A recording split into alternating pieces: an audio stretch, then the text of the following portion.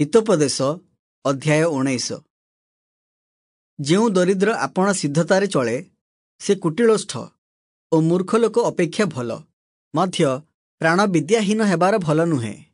पुणी जे बेग करी पाद पकाए से पाप करे। मनुष्यर अज्ञानता ताहार गति ओलटाई पकाए। पुणी ताहार मन सदाप्रभुंक विरुद्धरे विरक्त हुए। धन बहुत मित्र लाभ करे, मात्र दरिद्र लोक आपण मित्र ठारू भिन्न हुए। मिथ्या साक्षी अदंडित नहिब, पुणी मिथ्यावादी रक्षा पाइब नाही। अनेके बदान्य लोकर अनुग्रह प्रार्थना करती, पुणी प्रतिजन दानशील लोकर मित्र हुअंती। दरिद्रर समस्त भ्राता ताहाकु घृणा करती, ताहार मित्र माने ताहाठु केते अधिक दूरकु न जिवे। से आलाप चेष्टा करे, मात्र सेमाने नाहांती। जेउ लोक बुद्धि लाभ करे से आपणा प्राणकु प्रेम करे। जे विवेचना रक्षा करे से मंगल पाए। मिथ्या साक्षी अदंडित नहिब, पुणी मिथ्यावादी विनष्ट हेब। मूर्खर सुखभोग अनुपयुक्त, अधिपति मानक उपरे दासर कर्तृत्व ततोधिक अनुपयुक्त।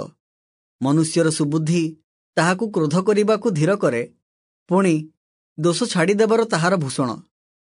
राजार कोप सिंह गर्जन परी, मात्र ताहार अनुग्रह तृण उपरे थिबा काकर तुल्य।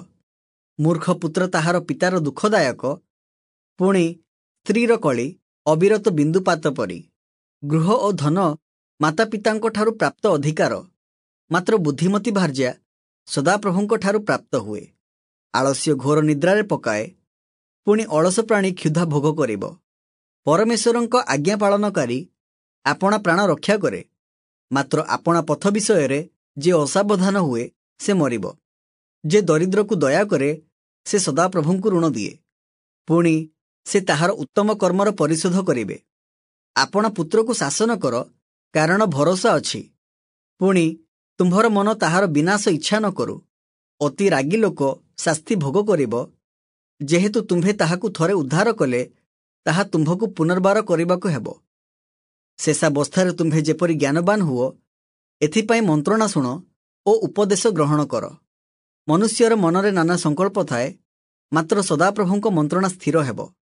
मनुष्यर बासना ताहार दयार परिमाण, एवं मिथ्यावादी अपेक्षा दरिद्र लोक श्रेष्ठ। सदाप्रभुंक विषयक भय जीवनदायक, ताहा जेउ लोकठारे थाए से तृप्त होई बास करिब। आपद ताहार निकट देई जीव नाही। अलसुआ आपण थाळीरे हाथ बुड़ाइले आउ थरे ताहा आपण मुखकु नेबाकु सुधा इच्छा करे नाही। निंदक को प्रहार कले निर्बोध लोक सतर्कता शिक्षा करिब, पुणी बुद्धिमान को अनुजोग कले से ज्ञान बुझिब। जेउ पुत्र आपणा पितार धन नष्ट करे, पुणी आपणा माता को तड़ी दिए, से लज्जाकर ओ अपमानजनक।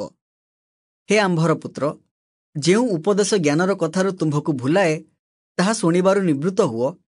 पाषांड साक्षी न्याय विचार को निंदा करे ओ दुष्टर मुख अधर्म गिळे। निंदक मानंक पाई दंडाज्ञा ओ मूर्ख मानंक पिठी पाई प्रहार प्रस्तुत अछि।